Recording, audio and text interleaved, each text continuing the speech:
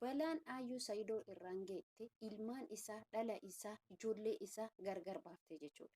Hiciitii miliqee amma ba'ee jechuudha. Sumayyaan ijoolleen Saayidoo akka Saayidoo biratti hin guddanne, akka Saayidoon ijaan hin argine godhaa jirti jechuudha. Icciitii cimaadha. Dhugaa rabbii isinin jedha. Icciitii cimaadha. Icciitii baay'ee cimaadha. Icciitii baay'ee ulfaataadha. Saayidoon ijoollee tana arguuf addunyaa kanarra weeraraa ture. Bakka Sumayyaan ijjataa ture. Bakka Sumayyaan hin ijjatiinis ijjataa ture jechuudha. Balaan kun eessarraa ka'e? Aayyuurraa ka'e dhala Saayidoo wallaahi waan nama gaddisiisu, waan nama dhibu. Dhala Saayidoo ijoollee inni jaallatu ilmaan isaa kunuunsee har'a galgalaa ganama taphachiisee jedhu isa miidhuuf isa ammallee akka hamileen isaa cabu godhuuf Sumayyaani Saayidoo irratti waan raawwataa jirtu waan addaati. Ijoollee Saayidoo eessa geettee maalirra jirte kan jedhamu kan jettan taate ijoolleen Saayidoo Assalamu alaikum warahmatullahi wabarakatuh jirtu akkam nagaa keessanii fayyaa keessanii chaanillee nagaa goota alhamdulillah galata rabbi. Oduu ariifachiisaa fi oduu icciitii cimaa gara Sumayyaatiin ijoolleen Saayidoo maal keessa jiran, eessa jiran, bakka kam jiran, biyya keessa moo biyya alaa, Bahar Daar immoo Oromiyaa keessa jiran kan jedhu waliin laalla jechuudha obboleeyyan kiyyaa. Har'ammootuyyuu balaan dubartiin ka'e hin dhaabbatu jedhanii Sumayyaan nama illi kooftuu badduu akira hamtu taatedha jechuudha. Ijoollee ilmaan Saayidoon akka hin guddifanne, akka hin kunuunfanne, akka ijoollee isaa hin barsiifanne gonkumaa akka inni ijaan hin argine godhaa jirti jechuudha. Kuni maal godhaa jirti? Sumayyaan hojiin isiin raawwataa jirtu ijoollee ishee gara akkoo isiitti yookiin immoo haadha isiitti kennitee jirti jechuudha. Sababni kenniteef illee jechi yookiin immoo illikiin dhiyoo kana Sumayyaan siirii gootii, Sumayyaan akkana dalayidee roozetti jedhee Saayidoon dubbateerraa ka'uu danda'a hin beekamu.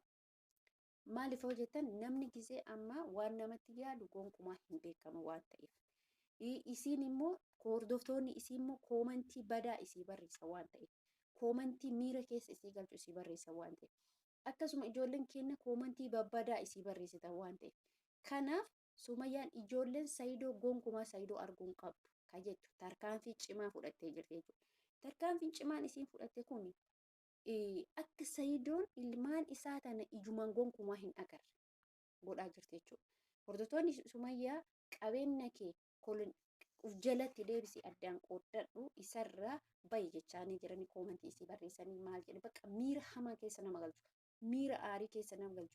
Saayidoon balleessan inni qabu fuudha roozaa fuudhee ilmoo irraa argadha jedhee miidiyaa irratti battaneesse inumaayyuu daangaa dabarfatee jireenya Saayidoo isa dhuma dhiibbaa hamaa irratti geesse jechuudha. Roozan immoo dhiibbaa hamaa isa irratti geessu odoo jirtu asiin Sumayyaan immoo Saayidoo hacuuccee qabdee akka ilmaan isaa gonkumaan agarre haadha isii biratti galchite jechuudha. Ijoolleen kun amantaan isaanii Musliima. Ijoolleen amantaa Musliimaa tuni gaafa amantaa Kiristaanaa keessatti guddatte amantaa san hordofti malee waa'ee Islaamummaa hin hordoftu. Kana beeka. Kana maaliif gooti? Sumayyaan amantaa Kiristaanaatti deebitee odoo hin taane mala malataa jirti. Mala addaa malataa jirti. Mala isiin malatte isiif rabbitu beeka. Garuu ijoollee isiin amantaa biraa hin qabsiiftu. Yaadullee garuu akka inni gonkumaa ijoollee tanan argine godhaa jirti. Akka inni gonkuma ijoollee tanan hin argine godhaa jirti. Gaafa Bahar Daar garan arguun danda'u baay'ee ulfaataadha. Haalli biyya sanii baay'ee ulfaataadha. Xayyaaraan deemte biyyi suni hamaadha baay'ee ulfaataadha. Keessattuu siyaasas ta'uu baatu namoota afaan Oromoo dubbatan irratti asiin dura hin beektan Saayidoo birrii wannoo harkaa ka fudhatan. Bilbila isaa guutuu ayfoonii harkaa ka fudhatan ni beekti. Maaliif biyya hamaa akirarraati jechuudha. Kana kan godhe balaan kun eenyurraa kan ka'e sababa maaliitiin kan ka'e intalli har'a isaa jireenya hin ta'in jireenya isaa laayixee jireenya isaa bukeessitee jireenya isaa awwala bukeessitee qal'iftee tolchitee biraa kutte. Itti naafne jireenya isaa guutumaan guututti diidee jechuudha jireenya Saayidoo. Jireenya Saayidoo erga diidee amma immoo hamma ammaatitti immoo balaan aayyuudhaan ka'e hamma ammaatitti dhaabbatee jiru. Waan baay'ee nama gaddisiisu jechuudha. Namni keenya baay'ee ulfaata. Namni keenya biyya sanitti ani hin beeku. Ijoollee kun hedduu garaa na nyaatte. Maaliif ilmoo jechuun haadhaaf abbaa biratti guddattu. Ilmoo jechuun Sumayyaa waan akkas gooteef aarirraa kan ka'e akkas goote. Isin galee aaruu isii agarsiisudha. In aarte miira biraa keessa jirti waan ta'eef waan san dalaydee jechuudha. Kuni kan godhe dhiirri gaafa dubartii takka jaallatu uf qoxxobuu qaba. Maa kirooriksii dhugdii miti maa xirrik jettee yoo sakandii sanitti maa hin duune. Dubartii dursaa jireenya isaa mana keessan keessa ani haadha warraa qaba jedhee yaadu qaba. Hoo duute haa duutu. Dantaa isiiti kirooriksii dhugee du'e.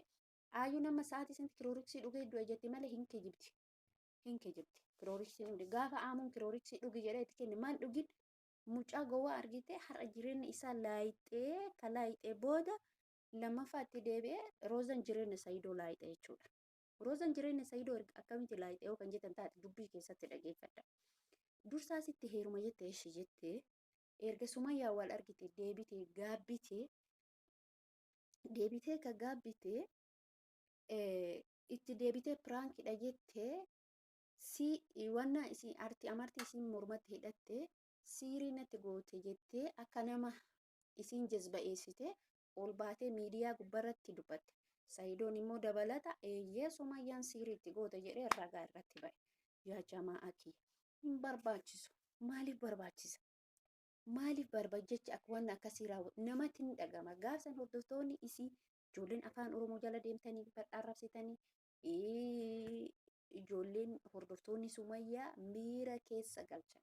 Inumaa daangaa dabarfatanii qabeenya kee guutuu irraa fudhadhuuti addaan bayi wal hiikaa jedhanii jechuudha.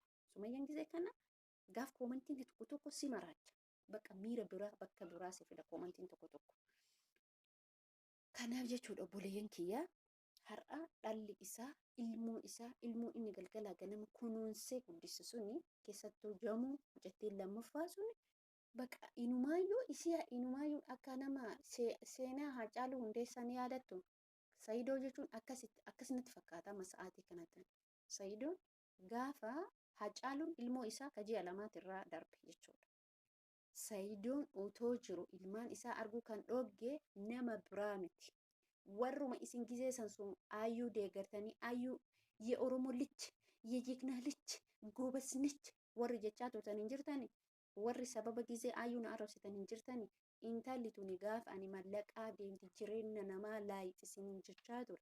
Keessattuu keessan dhuftanii warri arrabsitan hin jirtani. Har'a hoo laaquudha daakuudha baasuudha qal'isuudha. Jireenya isaa laayite itti deebitee roozalleen jireenya hin taane badii hin taane wanna dubbatamuu hin qabne gabbaatee dubbatte. Gaafa isiin gabbaatee waan san odoo ani jaalladhu odoo ani kabaju akkana naan jedhan ani nama siirii dalaguu miti. Ani nama xonqaayii dalaguu miti. Ani waan akkasiitirraa bilisa. Gaaf isiin jettee deebii isaanii miira aarati miira bakka wanna keessa galtee jechuudha. Isin bakka Sumayyaa buusaaf laala. Sumay odoo si taate odoo feemasii takka taate jechan taane siin ta'e garuu isin nama obsa qabu Sumayyaan jechuudha. Gaafan hiriyaa isii irraa nyaatee irraa dhugdee ishee abbaa warraa isiinitti heerumuun barbaadu ani mootuyyuu roozana kam jette ani dhuftee sirrirraa ganna harkiftii ani akkasii ani meexanna biyyoo ani jechaan turre. Har'a ammoo illikiin suni akka Sayidoon gonkumaa ilmaan hin argine kan gochaa jiru roozaa ayyuudha jechuudha. Sadaffaan matama isaa Sayidoodha jechuudha. Matama Sayidoota jechuudha sadaffaan.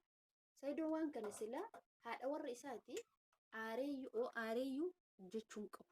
Wanna kana Sumayyaa dalagee jechuun qabu. Nama waggaa 10 wajji jiraata.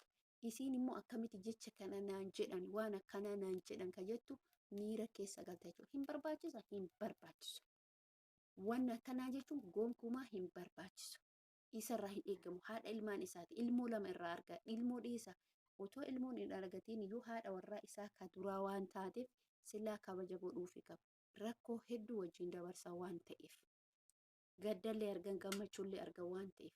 Jechi akkana gonkumaa hin barbaachisu. Inni immoo ol ka'ee roozaa biratti akka roozaan isa jaalattuuf haasa'a fokkataa Sumayyaan kana siirii kana isitu dalagee dhuguminaamina jedhanii murteessan jechuudha. Kun sirriidhaan hin barbaachisu. Nurra wanni akkana hin barbaachisu. Akkanas jechuun qabu inni mataa isaatiiti jechuudha. Nama kamera nuti amma yaada keenya jenna malee afaan keenyan dhuguma Sumayyaan waan kan hin gooti jennee qaaqaa turre garuu isin nama gara biraatti amantaa islaamummaa kiristaana irraa gara islaamummaa dhufe nama waan kanallee dalaguu miti. Garuu immoo hojiin dubartiin ibiddi dubartiin qabsiifte hin dhaamu ka jedhame dubartii tokkoffaadha. Lammaffalleen dubartiidha. Sumayyaa maraachuuf deeman jechuudha. Sumayyaa kan maraachuun caala Saayidoo maraachuuf deeman jechuudha. Maraachan jechuudha. Gaaf ilmaan isaa Gondar haadha isaa bira galte amantaa kan ijoolleen kun akka jijjiirtu beekan. Gaaf kana Saayidootti maaltu dhagama? Eeshii maaltu dhagama ijoollee kana gara na deebisuuf? Sumayyaan sheexaan hin argama bakki isiin galtu bakki isiin haadaamaa jiraatte bakka feeti jiraatte namni si beeka hin beeku. Ani dhalaan bakka yoo bakka hin ulfa Saayidoon gonkumaa kan fuune jechuudha. Hin fuudhe jedhullee miidiyaa irratti of baasuun qabu. Dhokatee fuudhuu qaba ilmoo argatuu qaba inumaayyuu amma jechuudha. Maaliin du'aaree akkatti inshaallah garuu immoo balaan wanni ayyuun isa goote waan ilmi namaa hin godhin isarratti dalagdee deemte. Jireenya namaa laayixee bukeessitee qal'iftee deemte intalli sun jechuudha. Balaan intalli sun deemu balaa xiqqishoo miti. Intala akkasii argeen beeku wallaahi lazii.